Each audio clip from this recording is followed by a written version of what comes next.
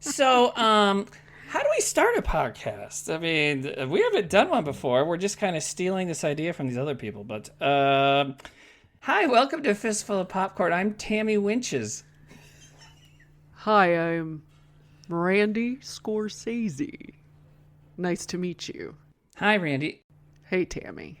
Nice to meet you, too. Yeah, we've never met. Yeah, didn't I meet you on MormonsAreUs.com? Yeah, Mormons are us. And then we decided, nah, we'll just be podcast partners. Anyway, so this is a Fistful of Popcorn. It's a really unique idea, very unique title. And we just pick a kung fu movie and talk about it. Right, Randy? Yeah, I like kung... Go ahead. How much longer do we keep up this charade? I like kung fu. Tammy likes kung fu too. Let's have kung fu fever together.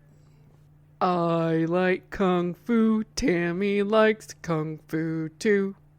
Let's have kung fu fever together. I like kung fu. Tammy likes kung fu too. Let's have kung fu fever together. I like kung fu. Tammy likes kung fu too. Let's have kung fu fever together. I like kung fu. Tammy likes kung fu too. Let's have kung fu fever together. Good. So that's our theme song. Well, I can't keep this up. okay, good. We could be done. Thank God. It was almost like a staring contest, like who's gonna do this longer. But I can't keep that up though. many episodes ago, you're like, I could do voices too. So now it's time to fucking put up or shut up. No. That's not fair. Whatever. Not fair? Why? What's not fair? Oh, because I've been doing funny voices for 20 years and you haven't? Is that why it's not fair? Yeah, because I don't know how. I suppose. That's okay. Too bad I don't have a voice changer thing on my mic. Oh, that'd be funny. Fun. Do you like kung fu movies? Do you have a boyfriend? I thought you said you didn't have a boyfriend. That is so fucking creepy. It's good, right? I love that guy's just some fucking, like, dad. He's just some guy. Roger Jackson. What a great name, though, too. Roger Jackson. Yeah. It's a good name. It's almost as white as Tim Williams. Should we say what it really... No, we don't need to say what it really is. I guess we can. If you're wondering what is this, this is actually us doing an Earful of Popcorn episode about a not scary movie. Surprise. Unless you're terrified of shirtless bald men.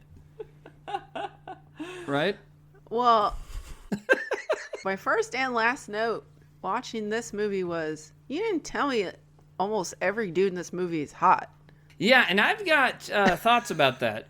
We'll get into it. But we wanted to do something different. And I think this was your idea, wasn't it, Randy, Shandy, Randy? This idea actually came from you, Tammy. Oh, okay. I think in the first or second time we ever recorded Earnful of Popcorn, you misspoke and said Fistful of Popcorn. And I went, God damn it, that is such a cooler name. I just thought it was cool to just take a break and watch something else and talk about it. Yeah, for sure. And call it this. But we thought about Kung Fu. One reason is because, like, I love horror movies. I collect a lot of movies. I collect a lot of horror movies. I watch a lot of horror movies. I have a lot of Kung Fu movies, though, too. And I'm not sure which kind of movie I have more of. Oh. But it's also, like, when I started collecting movies, I liked horror and spaghetti westerns. And, like, action movies like Biceps and Guns. But I just got into the Kung Fu thing. And I love it. There's a lot of great movies, a lot of great fight scenes, a lot of great kind of messages and metaphors. And So, and you have not seen very many kung fu movies, right? I've seen a decent amount, but it's not a genre that I go to often. I don't, usually for me it's horror or rom-coms or comedies, but every once in a while I'll watch a kung fu flick. And so have you watched this kind before, like from the 70s, Shaw Scope, that kind of thing? I had never seen this movie that we're going to talk about now, and I didn't know about the Shaw Scope. Okay. So this is all new to me. New territory. All right. Well, that's good. What we're talking about is because we're going to start at if we're going to do kung fu movies, I wanted to start at probably what's the tippity top, which is how I did, and then I rolled down the hill, finding more things. But 36 Chamber of Shaolin. That's the movie we're talking about from 1978. And directed by oh god, I already forgot his name, but I have it. Oh yeah, I have it written down here. Directed by Lar. Oh god, I'm gonna get this right, and then I'll edit this part out, and people will be like, "Wow, he really knew." Lau Kar-leung is the director, and he directed a lot of stuff. Gordon Liu starred in a lot of stuff for Shaw Brothers, and this kind of started them as being like the king shits of the whole studio. And they made a lot of stuff together. At the same time, for Shaw Brothers, a guy named Chang Chia was making a bunch of other fantastic kung fu movies with more hot young men that did a lot of movies together called The Venom Gang. And that was like 4 or 5 dudes. But this is it's not the first training sequence movie, but it's probably one of the best training sequence movies I've ever seen, Yeah, that montage at the beginning was super fucking cool with all the water and the big metal bracelets on his arms. I was like, that's a way to open a fucking film. This is dope. Hell yeah. You asked me yesterday if I'm going to watch it with subtitles or the English dub. I had to watch it with the English dub. The fucking subtitles would not turn on. I spent 20 minutes last night trying to and you couldn't get turn it on. You could get Mandarin or Cantonese language. You had to do English. No, it wouldn't do it. It would just kept going back to the English dub, and I was like, fuck. Yeah. But then it made me laugh. Exactly. And that's why, because the first time I watched it, I saw it with the English dub. And so the character, I forget Gordon Liu's character the first part of the movie, but once he goes to the Temple of Shaolin and becomes a monk, his name is San Day. I watched it with Mandarin, and the subtitles kind of reflect whatever language it is, so sometimes the name will look different depending on the language. But Sande, the way they spelled it is Sande. However, I found in the English language dub and in this dub, when they say it, it sounds like Santa. Yeah, it did sound like Santa. Yeah. Oh, I'm gonna walk over the water on these little boots. Anyways, Santa the Shaolin monk. Hell yeah. It's definitely it's probably got the most fighting in any Santa movie, so that's good. L. Frank Baum, the guy who wrote Wizard of Oz, wrote a book called The Life and Adventures of Santa Claus back in 1902, and that had a lot of fighting in it. It's like Santa Claus was a woodsman, and so he ended up fighting monsters and shit with an axe. Whoa. That's what a lot of that book is. It's cool. And then he becomes an old guy and granted immortality and learns how to make toys and all that stuff. But whoa. Anyways, man, there's so much I love about 36 Chamber of Shaolin, and the way most people have heard about it is how? The Wu-Tang Clan. Absolutely, right? And you've lived in New York for a long time. I did too. And,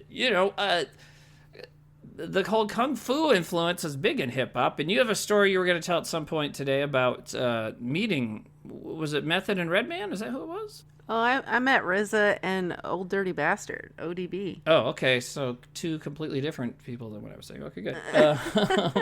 But those are probably 2. I mean, there's a lot of great people in Wu-Tang Clan, but those might be the 2 most famous and important, RZA and ODB. Especially if you're talking about Kung Fu, RZA is freaking obsessed. And I'm sure it came from that. But when Kung Fu first came to America in the mid-'70s and got popular, it was largely in the black communities. And it just resonated. It's probably because there's, one part was they were seeing, besides just blaxploitation movies, they were seeing movies with other non-white stars and heroes.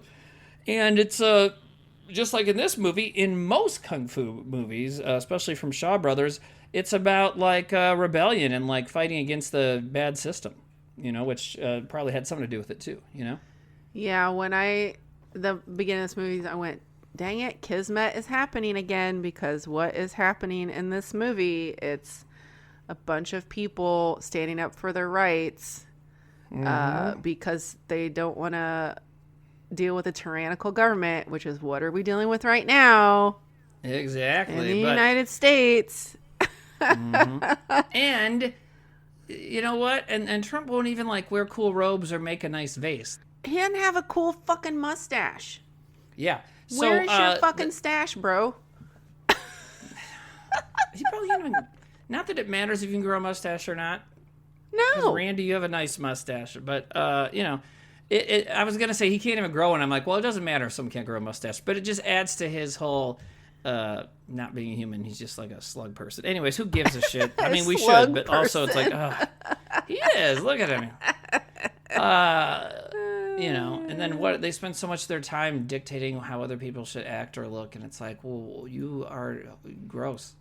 But anyways, so it's kind of a timeless message. And actually, we're recording this on May 4th, which, me being a big Star Wars nerd, it's May the 4th be with you. It's Star Wars Day. And don't intend to watch a Star Wars movie today. Not going to have time. But, Star Wars, George Lucas was very inspired by samurai movies. But when he created the Jedi, came up with that idea, there's a lot of spirituality there that he got from Eastern religions, including Buddhism. And Buddhism is a big deal in Kung Fu movies because the Shaolin monks practice Buddhism. So this movie is full of Buddhist stuff. And they say a lot of things in this that, you would recognize as the Jedi, like not getting involved, in matters outside of your order and checking your emotion and all that stuff and all the crazy training, Mm-hmm. So, it's like, and it's not even like, it feels for the first 20 minutes like it's going to be a complicated plot, right? Yeah, I went, oh, shit. Man. Because what does one of them say? He asks the teacher, he goes like, can a man say what he truly believes, or does he always have to do what the government says? And then you find out that like the teacher is like leading these rebels. Yeah. And I was like, oh shit, man. And then they start fucking killing everybody. And man, when they were destroying the guy's fish market, it totally reminded me of when I see videos of the NYPD destroying the food vendors' carts and taking all their fucking fruit and vegetables and shit away because they don't have a permit. I was like, totally. Nothing has changed. Nothing has changed. Yeah, it's I think it's always that tyrants, like I said, tyrannical governments are always going to come down on people in similar ways, which is trying to control everything you do. And so Gordon Liu's character, Liu Yade, his dad owns a fish market, and they wreck it because Gordon Liu's teacher, who, like Shandy said, is this rebel leader guy, has been using, once he told Gordon Liu, yo, I'm a rebel, and Gordon's like, cool. You want to use dead fish? Was that cool? It is. And so, but they're transferring messages through the fish. Yeah, that was neat. The little scrolls. And one of them, when they pull the message out, is on a string. I'm like, is that a tampon? Oh, right, they got messages. Because it looked like a tampon for a second.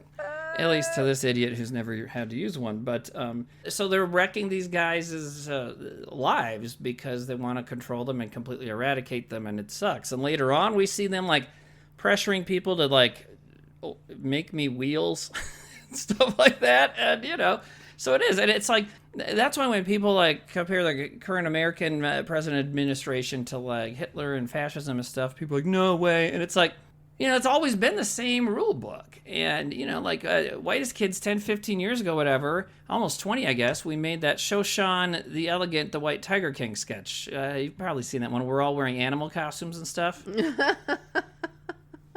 And Trevor's playing the White Tiger King, and he's like talking to everybody about how we're going to build a wall to keep out the brown tigers and all this kind of stuff. And then, Trump becomes president, starts talking about a wall between the U.S. and Mexico. People are like, how'd you guys? It's like, we didn't predict anything. This shit continues to happen and has for a long time, which, is why a movie like this is still so great, because it's an easy message to relate to. I wish it wasn't, Yeah, I know, right? Yeah. but it is. It's like, oh, you just want basic fucking things. You want to work a 40-hour-a-week job and be able to afford to live. No, you can't have that. Fuck you. What? It sucks. And that's all these guys want to do, you know? And I don't know a ton of history, but I have watched a lot of Shaw Brothers kung fu movies. I have Arrow Video put out these amazing box sets. They've done 3 so far, and each one has like between 12 and 14 classic kung fu movies, the 36 chambers from the second box set. But so a lot of kung fu in there, and I have I probably have 50 Shaw Brothers movies, and so many of them, almost like probably 90% of their movies are like period pieces, and a lot of the same period. And so a lot of them are about this situation where the Manchu government invaded Hong Kong and China, and there were people fighting against them. And at some point, the Shaolin monks got involved, and the Manchu dynasty destroyed one of their temples and drove them all out and stuff. And it's not 100% clear. Like the facts aren't clear, and I think one reason is just because Chinese history. You think about it, like American history goes back 250 years the next year. You know, Chinese history is like 6,000. So it's like thousands of years, many dynasties ago. Yeah. So it's like I think at one point your history and your legends start getting mixed up, and not even mixed up, but your history kind of becomes your legend. You know, and I think so. Generally, when they make these, they're not trying to get all the historical facts right. They're trying to kind of get the feeling right of what was going on, and also like metaphors. Like in this, Lau Kar-Leung, the director, was a major kung fu practitioner and master and stuff. And so most of the training, the chambers of training in the Shaolin Temple are not real. They're kind of more like metaphors for the different tenets and different beliefs in that system, in Buddhism and in his style of kung fu and that kind of thing. His kung fu is called Hungor Quin. So there you go. And so, you know, it's not like, this isn't like history book stuff, but like Sante was a real guy. You know, and the Manchus really did fuck up everybody else and take over, and they really were dicks, and at some point they really did fight the Shaolin. And so this movie kind of ends with the Shaolin deciding to get involved. So it's like, well, maybe this is kind of, in a way, what precipitated them burning down the temple and killing everybody. Oh, fuck. So, I don't know. I don't know if there's is that enough history lesson for you? You knew I was going to do this, though, right? Of course. Yeah, I mean, it's just because I'm obsessed. And I thought, it's interesting to me. I mean, all this, like, sort of mixing history with fiction and metaphor is cool, you know? I was also thinking over the past couple of days, because since I moved to a new neighborhood where there's actually things around, businesses and things. As my old neighborhood just had storage units and gas stations and a cemetery, and that's it. No coffee shops, no grocery stores, nothing like that. Now I'm in a neighborhood where there was 2, 3, 4 different karate studios within 5 blocks of my front door. Wow. Were they newer, or do they look like they've been around for a while? 2 of them looked like they were a little bit on the newer side, and the other 2 look like they've been in the neighborhood for a while. So I think I might check one out, because that's something I always wanted to, and I always forget the name of it, but I always wanted to learn Bruce Lee's form of kung fu. Yeah, because there's one place in Brooklyn that teaches it, and it's in Williamsburg. Jeet Kune Do? Yeah. Yeah. Oh, wow. Well, this is a good point to talk about the term kung fu. Yes. Because, I mean, it's not one thing. Like, Bruce Lee is Jeet Kune Do, and that was a style of kung fu. And the guy that I mentioned, the director of this movie, his was Hungor Quin. You know, and so kung fu is just kind of a general blanket term for Chinese martial arts. But it's also, in Chinese, it refers to, I'm reading off the Wikipedia, but this is always how I've understood it. It kind of refers to any study or learning or practice that requires patience and energy and time to complete. So it's basically, when you hear someone say like my kung fu is strong, it's because you're focusing and you're practicing and patient. So it could be about anything. You know what I mean? I like the patience side of it because I feel like, especially nowadays, people have no patience, or they forgot that is a thing that you can have. And it right. Because what do you start out? You don't start out. A black belt is like the highest, right? Well, that's karate, and that's I don't even know. Is there anything similar for kung fu or no? Well, different branches do different things, and so what we see in 36 Chamber is Shaolin Kung Fu, and so that's kind of, since it's through their temple, that's like as you get better and prove yourself more, you become different kinds of abbots and stuff, which is what happens to Sante in this movie, and. So yeah, and there's different. There's Wing Chun. Wing Chun is what is another very popular one. Wing Chun. Wing Chun. It was all in. I know your 80s. I could feel your 80s muscle flexing. That's a good song. Dance Hall Days. Wing Chun. Sorry, say that one more time. Dance Hall Days, right? No, the name of the name of the kung fu. Wing Chun. And that is what Bruce Lee was schooled in, was Wing Chun, because he learned from one of the most famous kung fu masters in real life, Ip Man. And Ip Man, they've made several movies about Ip Man, because that's what they do. They make kung fu movies based on history and based on people from history, but then they don't care about getting the facts right. Like, they made 4 Ip Man movies with Donnie Yen. There's a series, and like, in the last one, he's like in America fighting people. Like, Ip Man never went to America, So, and there's like a young Bruce Lee with him helping fight people. And so it's, like I said, with this, it's more of a metaphor about like kind of the feeling of what Ip Man was going through and what he did to help. I mean, through Bruce Lee, but also on his own, he really helped use martial arts to like unite people. You said in the beginning of this, you wanted to start with at the top of kung fu movies, which was interesting that you said that, because he even says, he just keeps being adamant about like, teach me kung fu, and they tell him these are the steps. There's 35 chambers that you have to pass through, and it goes from the easiest to the highest, and he goes, I'll start at the top. Yeah. And work my way down. And so I find that interesting that you said that, because it's what he does in this. And I go, he's going to learn the hard way, and they're going to let him. Yeah. He's such a cocky motherfucker in this. Yeah, he just thinks he's going to learn how to do it so fast. He has no patience. No patience at all. And of course, that's part of what he learns, because he ends up training for 7 years. But well, he tries to start at the top, and the top chamber is like, he can't even understand it. It's a bunch of old men sitting down, hitting little drums, reciting like verses from the what do they call it? Not mantra, but sutra and that kind of stuff. So, and like while he's there, one of the older guys misses his line and like gets dismissed. I know, and he looks so upset. Yeah, he's like, oh my God. Well, because it probably took him fucking 30 years to get to that point, And then he fucking got stage fright, But so, yeah, then he quickly learns, like, nope, you got to start at chamber 35, because it builds up is kind of what, right? He starts the 35th chamber. Yeah, he goes, what is this? I want to learn kung fu. What is this? And he's like, if you don't get it, then you don't get it. This is beyond like your even understanding. Your comprehension, yeah. Yeah, which is why like the oldest abbot guy that's there, like when he mouths off to him, he just like waves his hand and it blows Sante back onto his back. Yeah, Chief Abbot was the shit.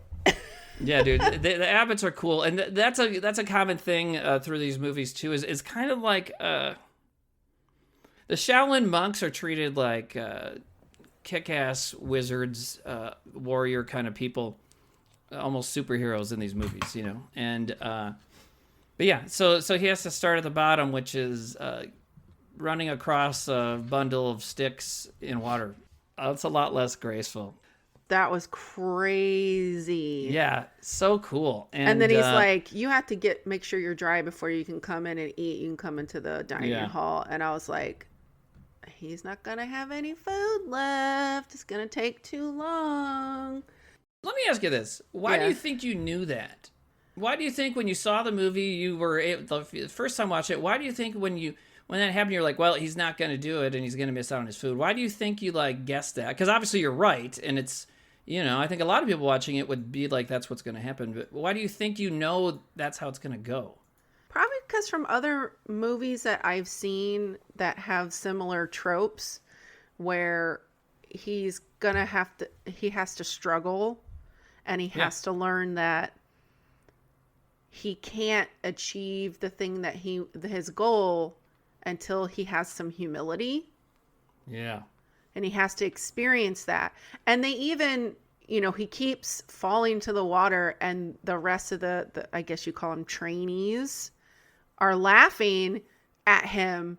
But then the monk goes, like, stop laughing. Like, they all went through the same thing at some point, obviously, probably. Yeah. Like, you don't learn things and also just because you don't learn things right away, like, don't be frustrated. But things that all the different chambers he has to go through. Of course, I thought of Kill Bill. Yes.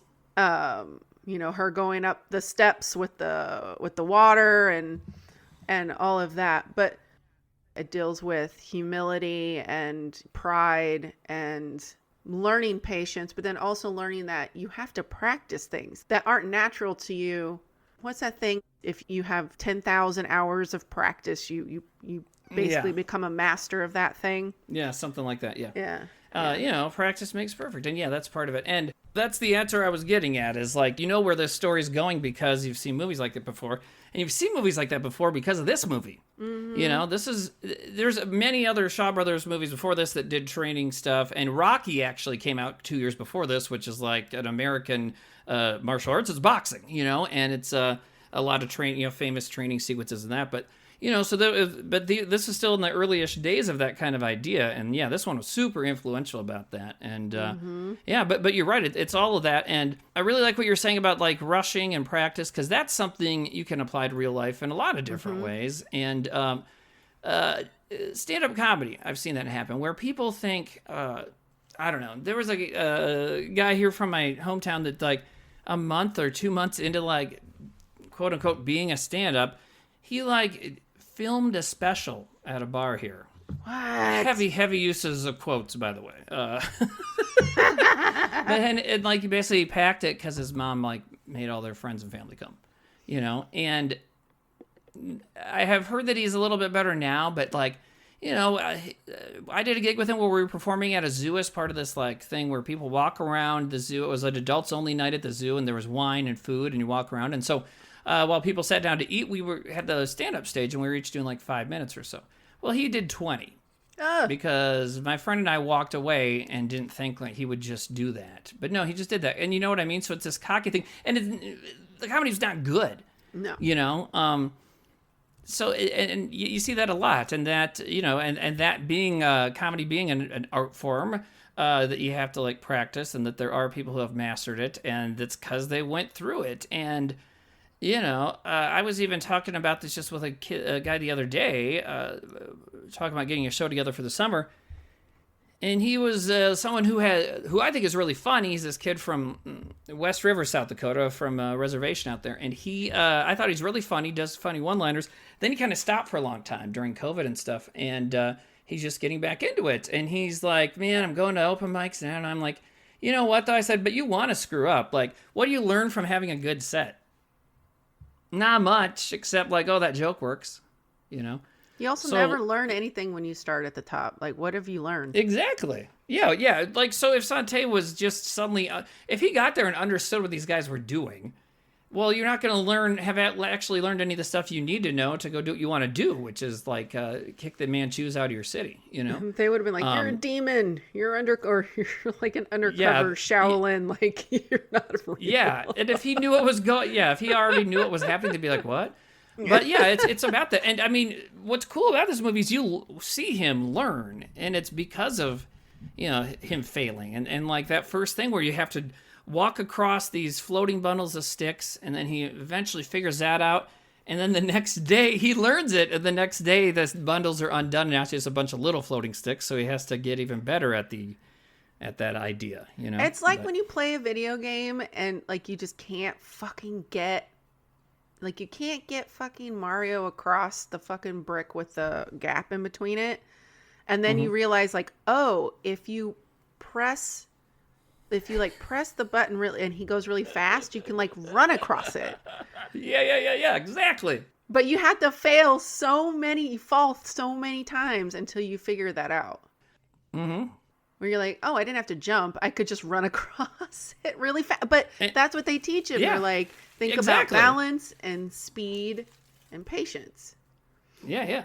Yeah. And when the Mario example is good because you could maybe have you have an older sibling tell you how it works, but it's not going to be as good. No, you still won't be as good as if you figured it out yourself. That's how I've always thought with video games. And I mean anything, you know. Even in parenting, I try and like not just tell my daughter things when I'm trying to get her to learn a lesson. I try and get her to say it. Then she really understands it. Yeah, instead of just having some old asshole tell you, and then you say like, "Yeah, I get it," because it's your parent and you're supposed to like be nice to them, you know. So it's like it just feels very false. So yeah, it's a much better way of learning things. And yeah, you see him learn all this stuff. And one thing I love about the learning system in 36 Chamber of Shaolin is maybe you could tell me this: how does he know when he's achieved something or gotten one of his lessons right? What is like the sign? When he had the glimmer in his eyes?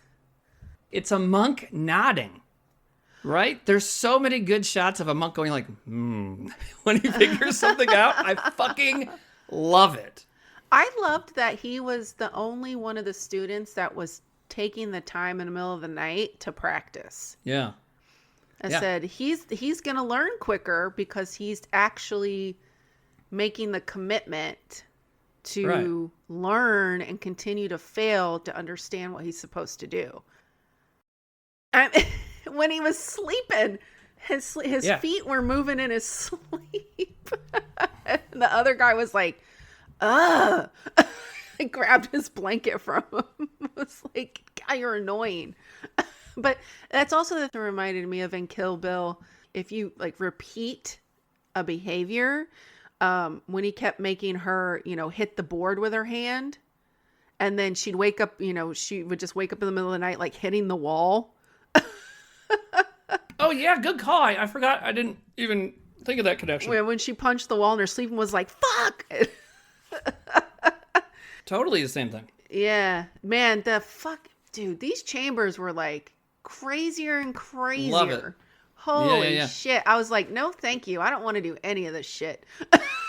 Yeah, well, that's why we're not Kung Fu masters. But on the sleeping thing real quick, I wanted to say, like, the Kill Bill thing's a good comparison. What I thought of is the videos you would see of, like, when a dog has a crazy dream and starts, like, running in his sleep. You ever see those? And they're whimpering and all their legs are moving. Yeah, there's one where the dog actually gets going so much that it actually like moves and hits the wall and wakes up. Yeah, it's so crazy. And it reminded me of that too. But yeah, you're right. It's like becoming a muscle memory thing, and that is how he moves on. And I counted, besides the one he comes up with, that is the 36th chamber, we see 9 chambers. And the next one after the stepping is the buckets, right? Yeah. With the knives on the arms? Holy shit. What a good touch. Yeah. And I went, that's when I wrote, no thank you, stab me very much. Yeah. You have to carry these big buckets of water upstairs. And they tie these bands around your elbows with knives on them so that if you let your arms down to your sides, you stab yourself in the sides. So I wanted to ask you, does he complete this chamber because not only does he not stab himself while he's bringing the buckets of water, but he's also making sure that the person in front of him isn't hurting himself? Is that what the monk says? Is like, you're not supposed to do that, but you passed. He's so strong and good at this that he can also help other people while he's still doing it. Yeah. And the monk is like, well, you're not supposed to do that, but you pass. And it's kind of like a wink, wink, nod, nod. And I think it's the introduction of that concept for the rest of the movie is that sometimes the monks will pretend you're not supposed to do things a certain way and that you're not supposed to do this, but really they're encouraging you. And I think it's kind of in the end kind of a metaphor of tradition is important, but but you also have to be malleable and change with the times as well. And also, if you're strong and you're strong enough to do what you need to do, if you see other people struggling, you should help them. Yes, all ships rise with the tide, right? I love that phrase? Ships because rise that's what you with the do, tide. and that goes to comedy again too. Because when people would get jealous of one person being successful or another person being successful or whatever, it's like back in the New York comedy scene days, people. Our kind of group of people, there was a lot of success that ended up happening with those people. And I never felt weird about it because it was great. Like, we got on TV and then you see Donald Glover and then you see Chelsea Brady and Kumail and all these people. And it's like, well, cool. I'm glad that we're all doing stuff. And even when they got like way more successful than whitest kids, I was still like, oh, that's cool. Good for them, So it's important to be that way and not take it personally when someone else is excelling or doing just as good or whatever, So I think lifting the buckets of water is maybe a good point to talk about what you brought up earlier, which is attractiveness in this movie. Right? I kept going, why is everybody so good looking? Everybody, even the monks. I was like, good Lord. Yeah. Why? And when they take their shirts off, everybody's fucking cut. They're cut, they're glistening, they're sweating. Yeah. I was like, jeez Louise. Hey. In a lot of his earlier films, Gordon Liu, the hair he has in the beginning, well, students have that long ponytail kind of thing. Oh, I was going to say, you would look good with that, Timmy. Me? Thank you. I'll think about it. Yeah, grow a long ponytail, because not just having the long ponytail, but then wrapping it around your forehead. Yeah, it's interesting. Cool. And there's even some films where people use that as a weapon, but yeah, it works. But so, that's really common in these movies because a lot of these movies take place during this period of history in China. So Gordon Liu had hair in most of his movies. And I think this is one of the movies where they're like, oh, this guy looks fucking great with a shaved head. Because he still does. He still keeps his head shaved. And he's like, he's hot. And like the other group of people I mentioned that were making classic kung fu movies at the time for Shaw Brothers, Venom Gang, like, dude, it's just a bunch of hot men. And, there's a few reasons for that. I mean, a lot of these people, these guys are martial artists first and then actors. And in a lot of cases, a lot of them went through Peking Opera School, which is a school that taught you drama and stuff, but also fight choreography and dancing. There's stories about their treatment of the children during those times was not as great. But a lot of these people came through that or just martial arts. So, you have these guys, like we said, they're cut and muscly and stuff, but they're not like Schwarzenegger muscly. They're martial arts. They're kung fu muscly. They're toned. What's that word? Toned and lithe, right? Lithe, right? Mm-hmm. Is that a good word for that? Yeah. Thin, supple, and graceful is what lithe means. There you go. Just having big muscles doesn't make you strong. Right. At all. Like, you have to know what you're doing. You have to know technique. You have to know how to position your body. You have to know what muscles you need to use for the thing that you're trying to do, which is what all of these chambers are doing. It's like... Yeah, they're teaching you lots of different things. But you're right, a lot of those bodybuilders is like, you just lift weights and do creatine so I look big. It's like, cool, but what is that doing for you besides, making your thighs look weird and like slapped together? And I've had that happen because I'm a fat guy, It doesn't mean you're necessarily strong. No, it just means you have muscles. That's when I see like those guys. I'm not like, oh my God, he must be so strong. I'm like, I bet he's not as strong as he thinks he is. Oh my God, I bet that guy is fucking miserable. It's like, so often to get like that, it's like, what do you eat? Chicken and broccoli all the time, every day, that's it. Like, oh God, okay. I like chicken and broccoli. I also like everything else. That's all I've been eating the past 3 nights is chicken and broccoli. Yeah, but that's like good for you too, and I know you like that, so whatever. And it is good for you, But also there's other stuff, but you know what I mean, like those guys, and you see people like The Rock or whoever talk about their like all the gym stuff and what they eat. And it's like, oh my God, okay. And I know that stuff is important if you are going to do this. Because, I mean, hello, these kung fu guys are not eating fucking pizza. You know what I mean? Like, what you see them eating at the monastery is probably not far off from what they did eat. You know, rice and vegetables and, you know, tons and tons and tons of exercise. Man, I know I keep talking about Kill Bill, but like, geez, when she's eating the rice with the chopsticks, but her like hand is so fucked up and bruised and shit, and she can't hold them. Ugh, that scene is so sad. It's just, he's like, well, you're not gonna eat then. Right, and it's very, you know, it's very inspired by this and other things. But you know, so talking about Kill Bill for a second, the guy, the person that is teaching her is Pai Mei, right? Is a character. Mm. Do you know that he's played by Gordon Liu, the star of this movie? Oh my fucking god! Yeah, it's Gordon Liu, and Gordon Liu's also in Kill Bill Part 1. Yeah, Gordon Liu's the leader of the gang in Kill Bill Part 1. He's the bald guy with the mask that she fights in that big fight scene. And, you know, Pai Mei is another character like Sante that's, well, Pai Mei was in probably even more movies, but he was a villain. And what's interesting about the Kill Bill thing is, like, when you get more into Kung Fu stuff and you realize that Pai Mei is, like, generally a bad guy, it makes sense that Bill was bringing his students there because Bill was a bad guy. They were, like, villains, you know? So it makes sense. So what's interesting is, so Gordon Liu had played Pai Mei several times before. Another actor who played Pai Mei a lot is this guy named Lo Li. And he is the main bad guy general in this movie. The guy with the great mustache and great evil laugh, you know? Yeah, so good.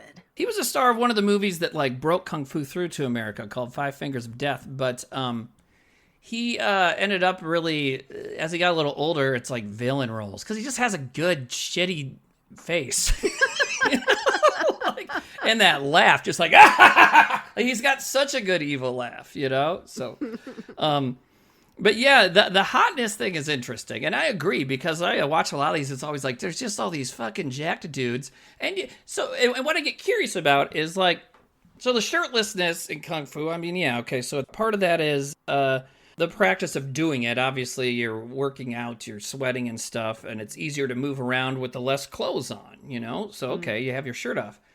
And what I was trying to actually look up a little bit before we recorded and didn't really get a good answer was, okay, but when they're making these films in the 70s, 60s and 70s, I mean, yeah, shirtlessness is a part of this art form and martial arts and the sport and stuff, but, like, were they also doing it to kind of, you know, get people to be, oh, hey, you know, like women or whoever else that likes guys to come and, like, watch all these hot guys? Like, I don't know if, I think that's what did happen, but I don't know if that was a conscious part on the filmmakers, you know?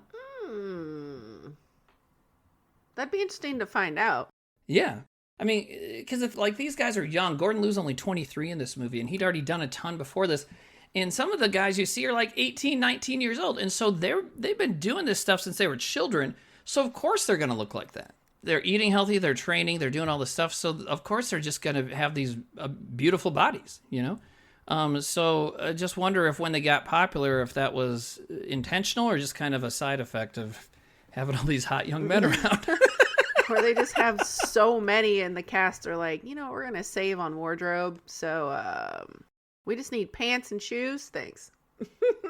And another great thing about Shaw Brothers movies is you'll recognize the sets the more that you watch because they use a lot of the same stuff. But the costumes are always awesome. And they do different kinds of costumes. Like, they always have the villains in great costumes in these movies. And this one is no different, right? The robes and stuff the villains have. Did you like those? Yeah, so good. Yeah. They churn these movies out like fucking sausage, but they just look great. I love the look of them. Yeah, I liked everything about it. I mean, I was super immersed in, you know, in the beginning, you're in the little village, super immersed in that. And then when he's in the temple, I was like, you really feel like you're there with them, going through everything. Yeah, drawing you in. And yeah, and when he is successful and they play that certain part of the score whenever he, like, figures something out, do, do, and then you got the monk, then he show the monk nodding at him. You're like, oh my God, yes. You know, it's like, yeah, it just pulls you right in. And it's just good. Like I said, it's not even the first movie that was like this, you know, with the training and stuff, but they just really got all the elements perfect for this. And I mean, the monk, I love the monk teachers. I love all the teacher characters. Because like I said, every time he figures something out, they nod. And there's a few times where he doesn't figure it out, and they show a monk just shaking his head like, Of the chambers that we saw, and I wrote down all 9 of them that we saw because I know how we are. So, so of the chambers, what was your favorite one? The bell. Yes, so he has to, and I love, he's such a little shithead for like the first half of his training. And they're like, this, welcome to the 33rd chamber. We're going to ring this bell. He's like, what? I'm not here to ring a bell. I'm here to learn Kung Fu, idiot. And they're like, you are a bitch. And so they get like... They're like, you don't even know what you're talking about. Yeah, you have no fucking clue, dude. And so they give him this long, flimsy bamboo pole with a big weight on the end. And he has to hit the bell with it. And they explain the weight. I don't know what caddies are, how that measures up to like pounds and stuff. But I assume it's, pretty heavy. I assume 12 caddies is like 12 pounds. And they say then when you times that by how long the pole is, it's like you're basically trying to lift 120 pounds with one hand. And when he tries to do 2 hands, they slap him. And I was watching it with my daughter. I'm like, man, that'd be a funny job. It's like, hey, you're going to be with me in the bell chamber today. Yeah, what's my job? You are going to slap dudes who try to cheat. Oh, cool. All right. Because that's what he does, a slap, I liked that one a lot because he picks it up and he's like, fuck, I have to ring the bell. I can't even fucking pick this thing up. How am I supposed to do this? And man, this is better than CrossFit for your core because you're using your core to lift it and maintain like you're trying to maintain balance. So, oh God, when his like wrist was getting all fucking bruised and shit, and then he would drop it and his hand would start shaking. I felt that. I was like, I would never want to do this. Yeah, it looks nasty. And they have a bunch of other students in there trying to do it, and everybody's wrists are all fucked up. And they keep dropping it, but seeing him just kind of fight through that pain and pick it up, and then the fucking monk keeps ringing it harder. Yeah, because you're supposed to hit it in rhythm along with his wood block. And throughout most of the sequence, it's about the same rhythm. And then once Sante's really good at it, he fucking speeds up. It's so funny. Like, what a dick. And it's almost like he's fucking with him. Because like at that point, the monk has basically approved of what he's done. And now he's like, he does that, goes too fast, and Sante can't keep up. And then he kind of smiles at him. But there's a good, you mentioned it's good to see him fight through it. And there's a good...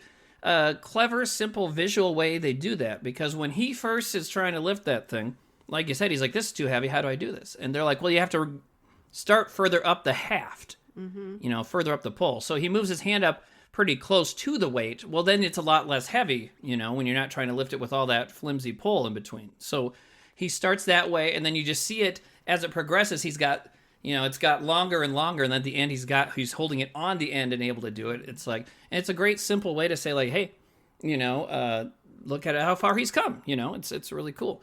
Well, you asked me what my favorite chamber was. What was your favorite chamber? Yeah. Oh, man, I actually love the water one, the first one, running across the sticks. I love the headbutting the sandbag thing where they have to go through this room of hanging bags of sand and hit them with their heads. Give yourself a concussion. Yeah, dude. And then you're supposed to get to the end, light a stick of incense, put it in the little stand thing, and pray to Buddha. And it's funny when these guys come out of the big thing of sandbags, they all act drunk because they've been hitting their head against all this shit. They're like, ah. I was like, man, soccer players would be good at that. Because they probably practice something like that, I'm sure. The teacher in there, I love his long pole with the big silver hand that he uses to hit him. Yeah. I love that. Yeah. It's like, I like that guy's job. But I loved when he went up to Santa and said, if you got to get through this, because after this, you get to train with actual weapons. And it you can see kind of this spark happen in him where now he has motivation, where he's like, oh, really? We get to finally learn Kung Fu and use weapons and shit. He's like, okay, it gave him the motivation to deal with the pain and just make it through. It gave him something to strive for, which I thought was really cool. And then he was able to do it. Yeah, and it's so funny too, because that's like how you get little kids to do something, even just like, hey, but after this you get to like use the swords. Oh, like. But I'd be like that too. I'm like, fuck yeah, because Hell yeah. it's all like most of the chambers you see him do are like the strengthening things. And I love the staff chamber, which is I think the last one you see. But they're doing all these interesting things with staffs, and you see them like fighting each other, but also like practice spinning them with one hand, which goes back to the wrist strength thing. And spinning them, they're kind of using the end of their staff to spin these saw blades, but they're also doing it with their hand going through this thing with spikes all around. So if you move your hand too much, it's going to get hit on the spikes. I love that.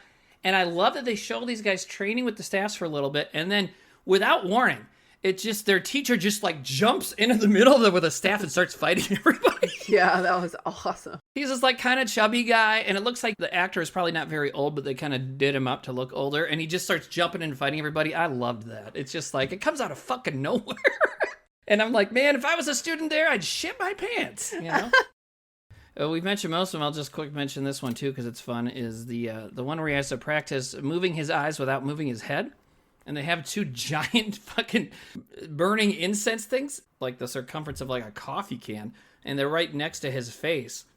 And yeah, you move your head too much. And what I love about that scene, and you mentioned it earlier, like the monk that he's teaching it, like they keep zooming in on his eyes. He's got these twinkles in his eyes, and they do like this magic sun effect, like or whatever. And then when he gets it, it shows it too. It's so good. Dude, that scene was cool because there's a giant swastika in the background of that room. But I said, oh, is that a left facing or a right facing one? Mm-hmm. It's and then I looked it up because that kind of history also is interesting to me, of where Nazis have basically ruined the fucking swastika. This also has some significance in what his training is too, is because the left-facing swastika is called a savastika, and it represents auspiciousness in Buddhism or in Hindi, which means favorable or successful. And they bring him into that room because, and they even say this, they're like, he's not like the others. He's learning faster than everybody else. So they realize like he is going to be successful and he's going to get to where he's trying to go, which was pretty cool. So left savastika is a good thing. Yeah, well, and the thing with swastikas too is like they were, the Nazis did ruin them because they generally, even the other way before they got their hands on it, it was just called a bent cross. It was used in a lot of different cultures, and generally it was what you just said, like a good luck kind of thing, like may you be successful, that kind of thing. And when you watch these kung fu movies, it's all over the place. And, obviously the Chinese were involved in World War II. They were more fighting the Japanese. But, but obviously I'm sure these guys making these movies knew, like, okay, yeah, well, the swastika is now connected with Nazis. It's bad. But, like, hey, we're making a movie that takes place in the 1600s, and this is what they had. So, yeah, it makes sense. And in a way, it's kind of like taking it back. Don't let people ruin good things. Don't let them do that. Yeah. And it all goes with, dictators and shit. And, so the swastika was one nice thing that Hitler ruined. It was like, a symbol, like we said, of good luck and auspiciousness and all these good ideas. And then he turned it to mean fucking genocidal fascist assholes. Mm-hmm. But also, I recently made my way through a bunch of classic Laurel and Hardy stuff, and last year I watched a bunch of Charlie Chaplin stuff, and it's like, yo, fuck him for ruining that mustache. No shit. Those guys look great, And Hardy kind of took it back, so did Chaplin. But still, there was a while where they're like, yeah, I'm not going to have this. Because it's like, he fucking ruined it, But, yeah, it's weird. But yeah, it's good to see, like, hey, we're going to have this in the right context. And who knows if I don't know if back in the 70s when these movies started really catching on in other places, if people noticed that or what. But but here it's like it's a Buddhist thing, and it's good. And so, yeah, he's becoming successful at this. And every once in a while Sante's training and getting better and better, he'll mention, like, hey, let's not forget why I'm here. I want to learn all this stuff to go teach people and fight the Manchu dynasty who has taken over my town and country and everything. And the monks keep saying, like, no, that's not what we're all about. You know, we don't share this with the public. We don't get involved in worldly matters and all that kind of stuff. And, you know, the Jedi are kind of that way too. I feel like it's very anti-Buddhist. Like, what do you mean you're keeping things from the people? Like, shouldn't you be sharing everything with the people? I don't know a lot about Buddhism, though, but well, I feel me like... neither. But I mean, you kind of see some of this because the first time he asked that, right after they're like, "Well, you got to learn kung fu," and he's like, "Okay, I'll start at the top chamber." And he goes up there, and they're talking about they're reciting all these different lines, and they're all about, like, you know, ignoring things and like cleansing your mind, clearing your mind, and focusing on this and that to attain enlightenment. So that's kind of what it is. But yeah, like the flip side of that is like, okay, but by doing this, you're like kind of excluding yourselves from other humans who are having a bad time and might benefit from what you can do. Which is like the lesson they're teaching with the water buckets is like, when you see other people, when you have enlightenment, why not help other people achieve that? Right, yeah. And so, you know, it eventually works out. But without empathy and without, like, being able to use your gifts to help humanity, like, what is enlightenment worth? And there was some Star Wars stuff that was starting to kind of address that with the Jedi. Because the Jedi, you know, I don't know how many of the Star Wars movies you've seen, but have you seen the prequels about when he was a kid and becomes Darth Vader? Yes. Only once, though. Well, you know, and he like falls in love with Natalie Portman. Understandable. But but like keeps getting told by the Jedi Order, like, you know, you're not allowed to love somebody, you're not allowed to be in relationships. And, you know, there's a lot of other things. Like they have to kind of talk the Jedi into helping out Natalie Portman's planet, you know, because it's the same shit. Like, no, we don't get involved in worldly affairs, whatever. And, you know, there's been like The Last Jedi, which is a kind of, I don't know, somewhat divisive Star Wars movie where a bunch of like a loud minority of incels kind of like bitch about that movie. And there's other people who don't like it for normal reasons. That's fine too. I love it. But part of the thing they talk about in there is, yeah, sure, the whole Jedi Order thing is great, but like you need to balance that. You know, because like the bad guys in Star Wars are all about using their emotions, their hatred, and their anger. And so that's why the Jedi are like, well, don't use emotion, and you can't even have emotion in your life. You can't even be in love. And they start to bring about this idea of a gray Jedi. And they only ever talked about it a little bit in one or two of the TV shows and a little bit in one movie. I really wish they would have had the opportunity to dive more into it because it's so fascinating, where it's like, yes, combining control over using your emotions for strength. You know what I mean? And you know, in different things you've done, I mean, everybody can really relate to this, I think, but especially like when I do stand up, like when I got divorced, I did a couple jokes like about my ex-wife on stage that were pretty hardcore. And of course, one of the first times I did them, I found out about it and got mad at me. And I was like, you know, that didn't necessarily throw me off, but I did think about it. Because you kind of come off as hateful, you know, when you're doing something like that. So I was like, you know what I think would be better is if I use my anger, rage, fear, depression, whatever from this divorce and just use it to write good jokes. And I really have done that since then, is using whatever anxiety, whatever grief, whatever's going on in my life, to use that to fuel being funny without actually specifically talking about that, you know? So that's why I like that kind of gray idea. And that's why I like how this movie ends. Like when you get to the ending and he's become this amazing martial artist, this amazing monk, and he still is having trouble talking these guys into letting him go teach people. You know? Yeah. He's like, I want to give them tools to be able to defend themselves. Mm-hmm. And why wouldn't you want to allow someone to do that? Why, you know, if you have the tools that you can provide to somebody that needs it and that would benefit from it, why would you deny somebody that? And the thing is that the bad guys have martial arts. The bad guys know kung fu. You know, the couple top bad guys are really good at kung fu. And it's kind of like, well, they've learned it through privilege, a life of privilege and being rich and da-da-da-da-da. You know, so they have this one up against the poor people too. And so it's kind of about that too. But before he's allowed to leave, like he keeps, you know, he's mastered all the chambers and stuff. And they're like, you can become an abbot of one of the chambers. Well, there's the one monk that didn't want him to stay, who said he needs to fucking get the hell out of here. Justice Abbott, right? Who ends up, surprise, being like a hot, ripped dude. It's like, You can fight me. If you beat me, I'll let you do whatever you want. Yeah, where he just goes, you can challenge me anytime. And he fucking takes him up on that shit. Yeah.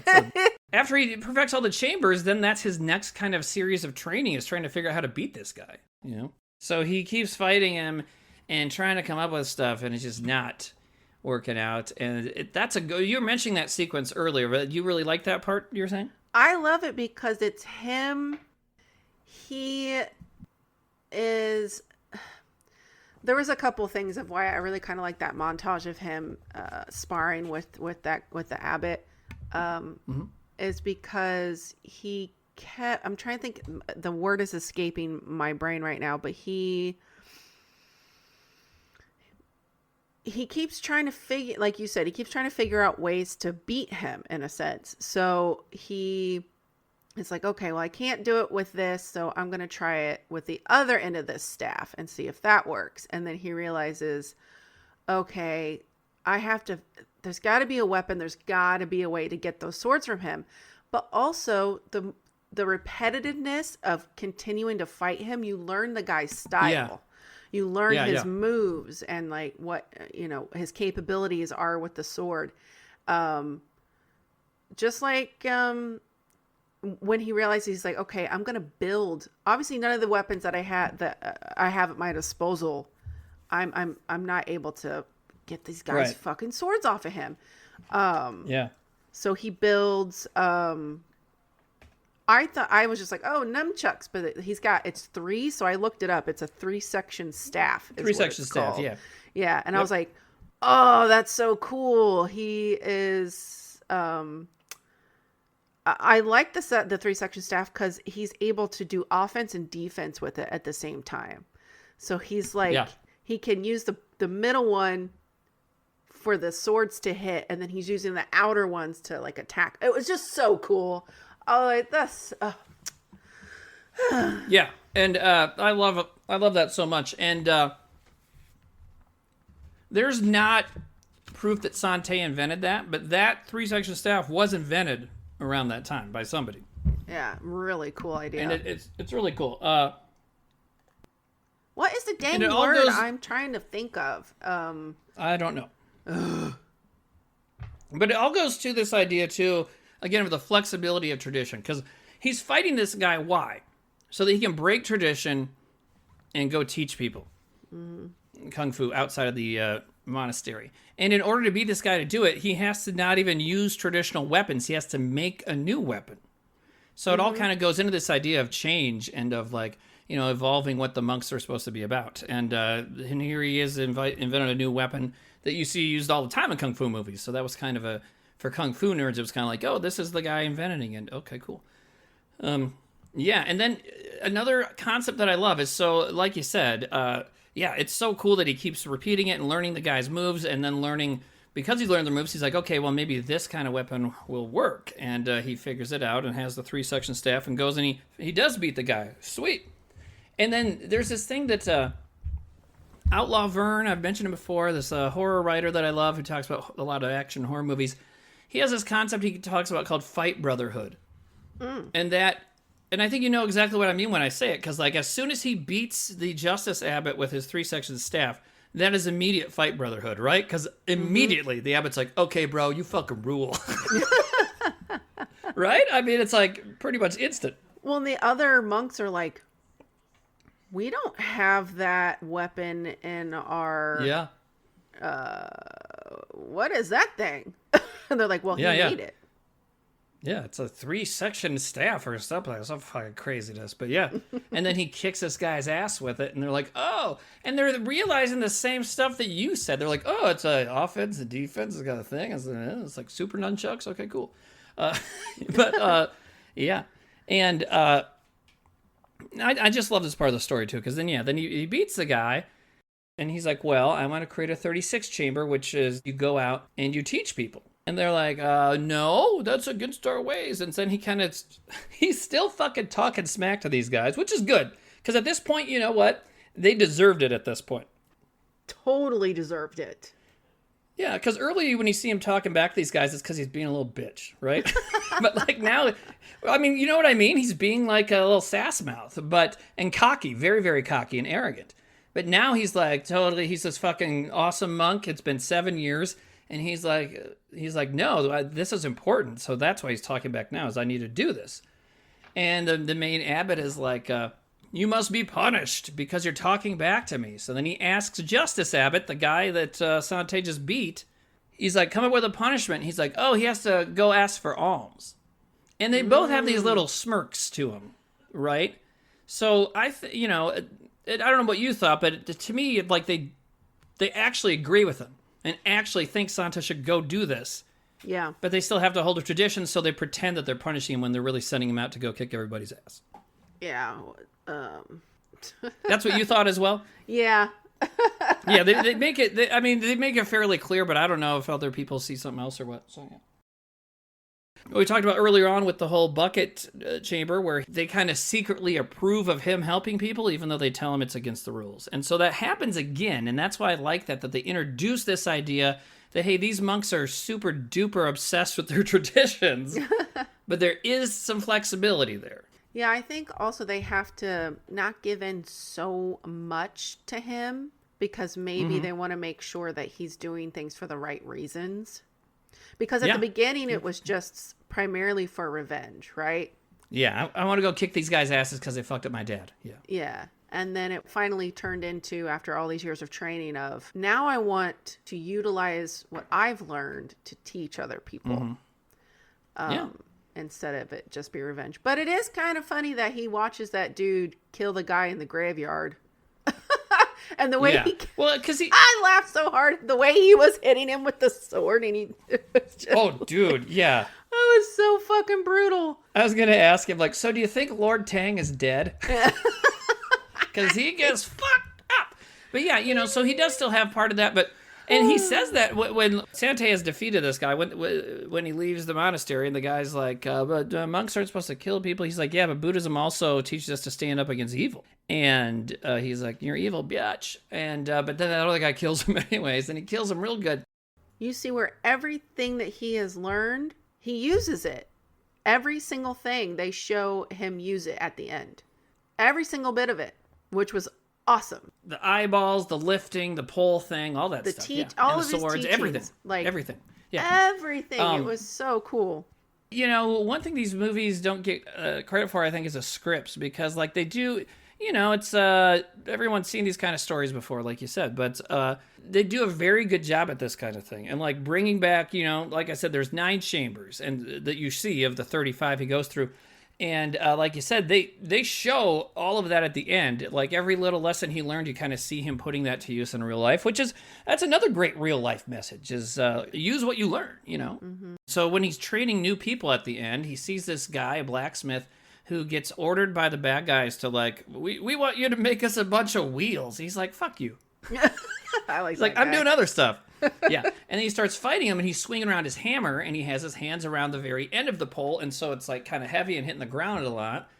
And Sante, and I'm just realizing this right now, but then you see a shot of Sante shaking his head, because now he's in the other side of the equation. Right now he's going to be the master. I just realized now, like, oh, you get to see him shake his head. And then he tells the guy, better to use the haft. And I wrote, that's what she said. But, which I don't even know how that makes sense. But anyways. But yeah, so then the guy moves his hands up and is able to fight better and da-da-da-da-da. And I'm sure he nods. I'll have to watch it again because I'm just realizing, they have him shake his head and nod like a monk because now he is one. So a lot of this, when I go to edit this, a lot of this will be me talking about people shaking their heads. When he ends up seeing people that he sees potential in at the end, the rice grinder guy, bladesmith.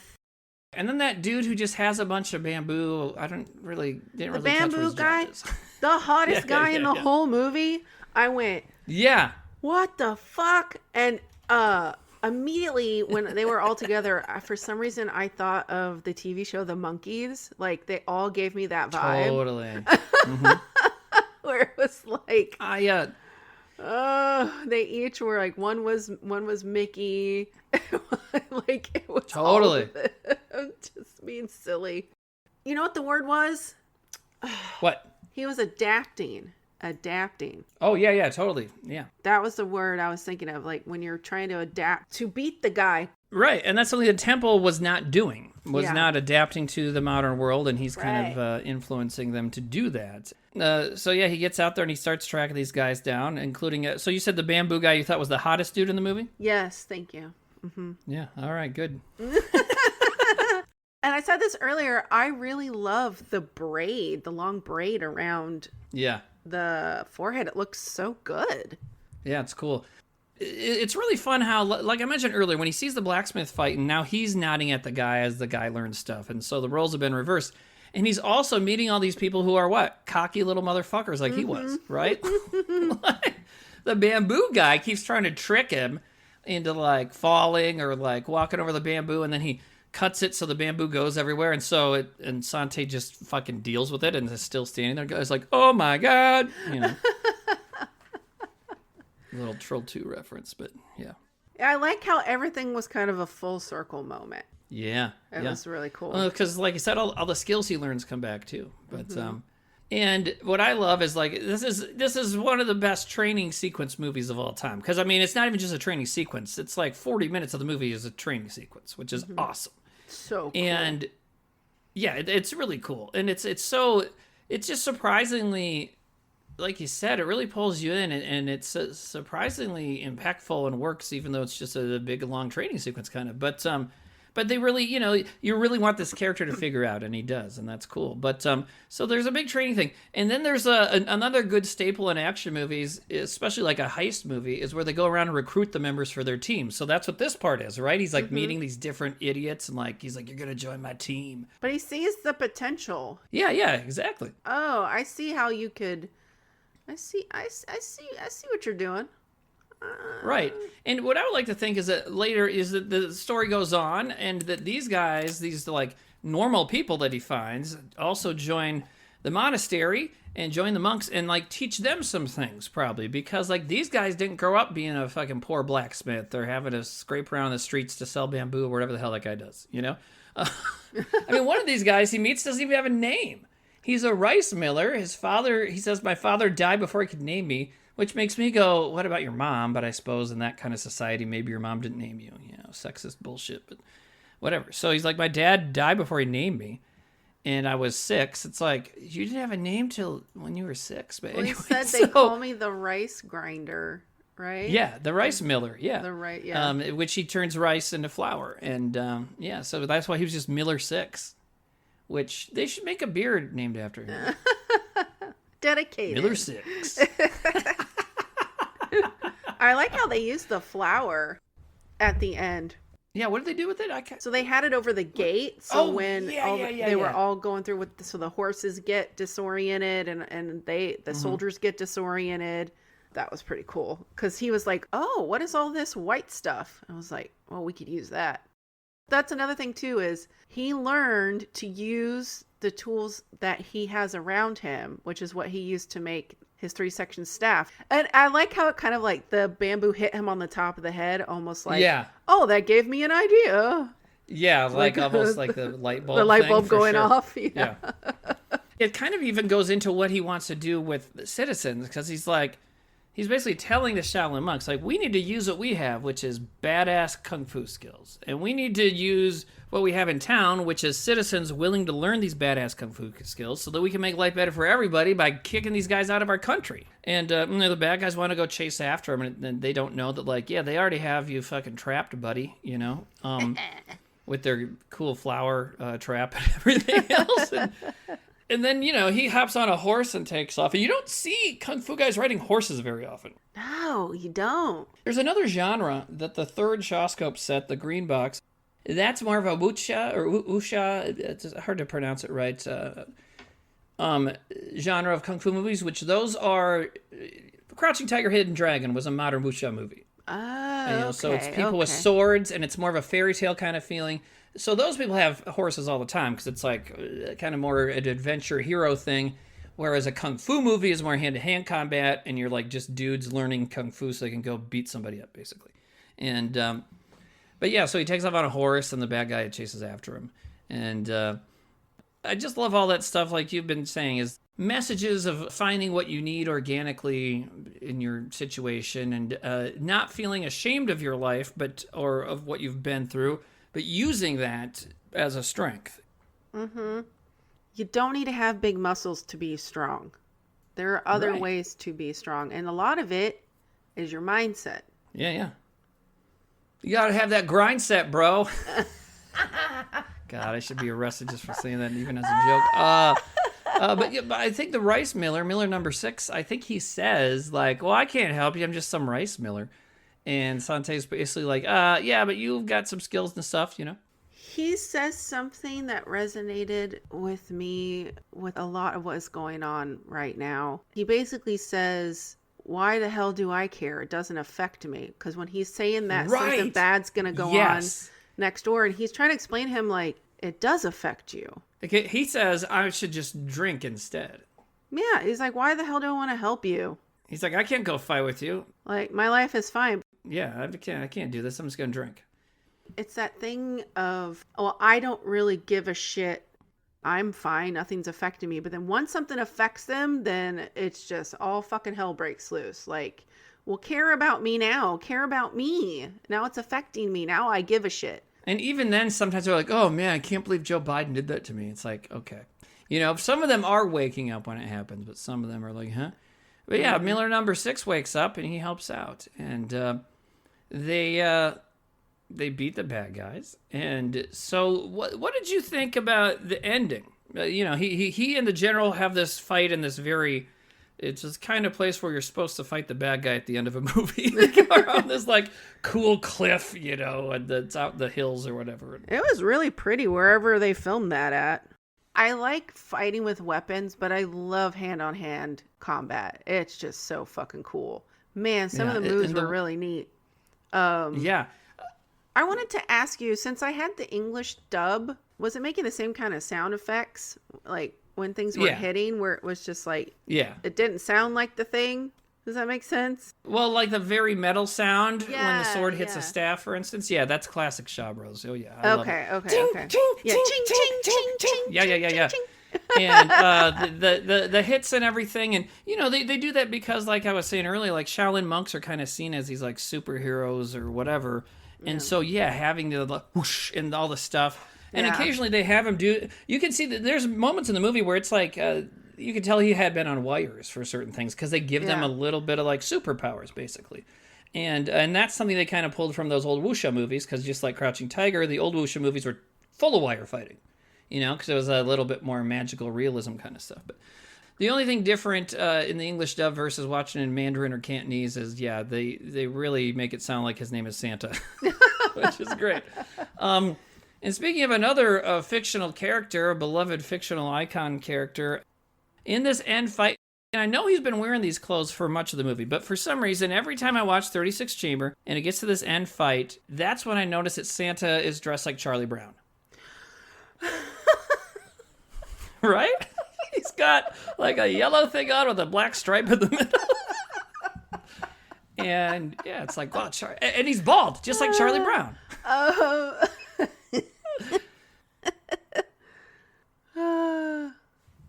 Also, are the circles on his bald head, did he get one every time he passed a chamber? He had those before. When he finally begs his way into joining the monks, and then they cut to like a year later and he's just still doing janitorial work, he already has those 6 dots.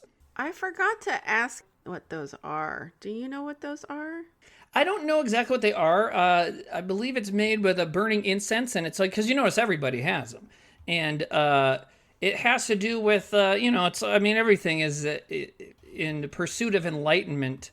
Burns on the head were done with incense stick during ceremony, right, to self-renunciation and dedication. Dots are done for the same reason as religious circumcision, a symbolic representation of Buddhist beliefs and sacrifices made upon entering the order. Because, just like I was talking about with Jedi and with other things, you don't, once you join the order, it's like, well, I'm not going to hang out with girls anymore and other things. Cool. So it's kind of like that. I wanted to ask you about this because one reason I brought up the ending is like, what do you think about literally how the fight with the bad guy, how it ends? Like in the movie, his fight with the end bad guy. What do you think about the way that ended? Have you seen that before? No, I hadn't. You hadn't seen something like that before? No. How did you feel about it? Did you like it? Or did you feel like disappointed? A little disappointed. Especially after like everything I've just watched. Yeah. I was like, why was this the choice? Yeah. And so for people who don't know, he's like Shandy said, the whole movie is about kind of this moment, and now he's fighting this bad guy. And, you know, like Shandy said, they did the classic action movie thing where you start with weapons and then like you're both kind of fucked up. You're like, all right, let's drop the weapons and fight hand to hand. That's always, I love that part in movies like this. And they do it in like John Wick movies and stuff too. You know, it's a good action movie trope. But anyway, so they fight like that. And it gets to a point where it's pretty clear that Santa has beat this dude. And then the guy runs at him and Santa's about to headbutt him. Because like Shandy said, everything we've seen him do comes full circle. And so he was with the headbutt guys, and he has a very strong headbutt. So you see him headbutt the guy in his stomach, and then it freezes. Mm-hmm. And there's a lot of kung fu movies that do something like that, and then it's over. It's a common thing. I'm not 100% sure why. I think some of the idea is like the message, like nothing really ends, and like things continue after this. There's one, I forget which one, and I won't even say the title because I don't want to spoil anybody, but there's one where like the movie is about generations of guys. Like there's a guy who's studying to kill this dude, and then he dies, and then the movie follows his son into adulthood, and his son is trained to kill this guy. And you see him beat all these guys and go into the door of the temple, and then the movie's over, and the subtitles are like, he eventually killed the guy. It's like, what the fuck? Yeah. So it's like a thing in these movies. I don't know if it's a budget or what or time. I don't know. I just kind of went, what? Yeah, it's weird. It was a choice. And one of the great things that sets 36 Chamber apart from many of these is that that's not the end of the movie. Thank fucking God. Thank Buddha. Because then we cut to like, what, a year later or something, and now he's back at the temple, and his friends are there, and he's being allowed to teach people, the Shaolin Kung Fu. Yeah, and I like a rice grinder guy. He's basically asleep at the end. Oh, and he's yeah. like, he goes, everybody turn, and it turns, and so it hits him, and he's like, oh yeah, I'm here, I'm here. Yeah, I love the end on a comedy bit. Yeah, that was good. So, since I'm not a kung fu panda aficionado, so the Shaw Brothers was like a big production company that put out a lot of stuff. Major. Huge. Okay. So their kung fu movies were a thing. The Shaw Brothers, they were a big influence on that. But they made all sorts of movies. Okay. There's like an 80s action movie. There's also a giant gorilla movie that they made. And it's like, it stars some white lady who, her costume, she's like in a furry bikini kind of cave girl costume, and it does not do a great job of staying on her boobs. Like, I don't think the movie's supposed to have boobs in it, but it did, you know? But yeah, as far as Kung Fu goes, that's what they're known for. That's what they got world famous for. And, cool. Hammer Studios, the Hammer from England, the big horror that I know. Studio? Yeah, I had just never heard of the Shaw Brothers, so I was like, oh, that's cool. So maybe someday we'll watch this because it's insane. But Shaw Brothers and Hammer teamed up to make a film. Oh. And it's there's a couple titles. It's Legend of the Seven Golden Vampires is one, and I think the other title's Legend of the Seven Brothers or something. But so it's dude, it fucking rules. Dracula comes back yet again, and he somehow ends up in China and like possesses some awful Chinese warlord kind of guy who is also like an evil magician kind of thing. Whoa. And so they take these other kung fu people from around and turn them into vampires. And so there's this village of heroic young men, much like in this movie. It happens in a lot of kung fu movies, right? There's this village and there's all these hot, brave young men who are ready to fight. And so they meet up with Dr. Van Helsing, once again played by Peter Cushing, who played him all the time in those movies. This is maybe his last time playing Van Helsing. And for some reason, he's in China. And so they like go fight Dracula. And it is a movie that, like I said, it's Shaw Brothers and Hammer Studios co-production, and it is split right down the middle material-wise, because there is like vampire horror shit, and then there's a kung fu fight, and there's more vampire stuff, and then more kung fu. So it's kind of awesome. It's crazy. It's Well, not damn. as good as like any of their movies they made separately. But like, I mean, who doesn't want to see actually Peter fucking Cushing like hanging out with all these kung fu guys fighting vampires? I mean, it rules, you know? Who doesn't want to see that, you know? So, I want to see that. I've never seen it. oh, dude, we should watch it sometime because it's great. It's insane. We should do like stupid Dracula movies one month. We can watch that, and we'll watch Billy Kid versus Dracula, which is really good. But it's not. I mean, it's not, but it is. You know. Have I mean, we done any vampire movies? No. Nah, I don't think so. No. Man, we should do that. We haven't done We any should do vampire that. movies. Oh, shit. So, you said you've seen these kind of movies before, but I would guess this is the first time you've had to pay a lot of attention to one. Uh-huh. And really get into it and talk about it. So now that you've really dove deep into a kung fu movie, would you be open to watching more like this? Like, is this something you would watch, even not for the podcast, just to watch? Yeah, hell yeah. Yeah? Fuck yeah, that movie was awesome. I was having so much fun. And this was another time where I was like, damn it, Timmy, another almost 2-hour movie? What the hell? I know. It flies, though. It was so fun to watch. I was having a good time watching it. Yeah, that runtime really moves fast, too. The time flew by because I was really enthralled. Good word. Thank you. I've liked pretty much all the movies we've watched, but this one, it's got that je ne sais quoi. I mean, the thing is like, you know, we've watched some very classic horror films, especially Texas Chainsaw Massacre, and 36 Chambers is like that for kung fu movies. You know, it's considered one of the tippity top best ones. You know, so Yeah. Well, I'm glad you liked it. It Loved is. it. I love it, and you know what's cool is like it's inspiring. You know, in a way that horror movies don't often get that way. You know. It's definitely one of those genres that I have always wanted to dabble into more, but I kind of just didn't know where to start. I would have no idea what to watch. I'd probably watch something stupid. Well, and there's a lot of crazy shit out there. Yeah, like Tubi has a bunch of like free ones, and a lot of them look like they're not good. Yeah. But there's some really amazing stuff out there.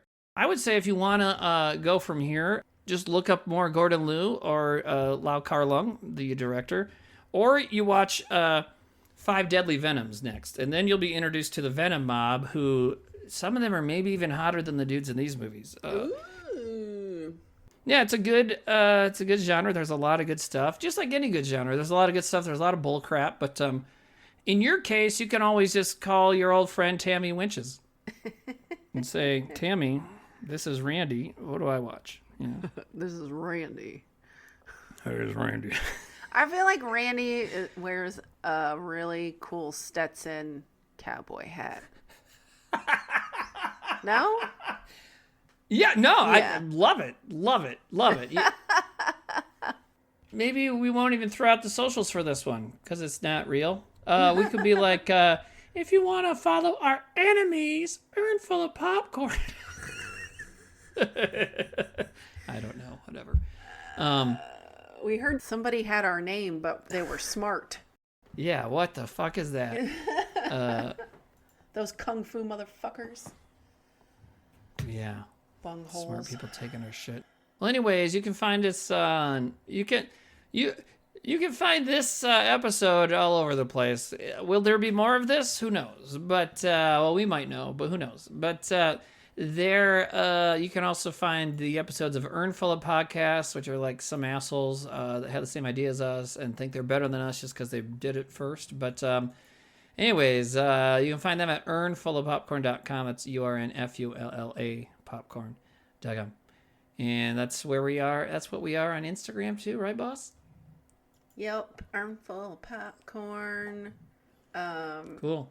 Fuck Shandy. She should go fuck herself. Wow. Well, don't get it confused. She's not saying go to the website fuckshandy.com. That's a different thing. That's something totally different. That's different. I just winked into the microphone like you could see my wink. What the hell is wrong with me? Oh, man.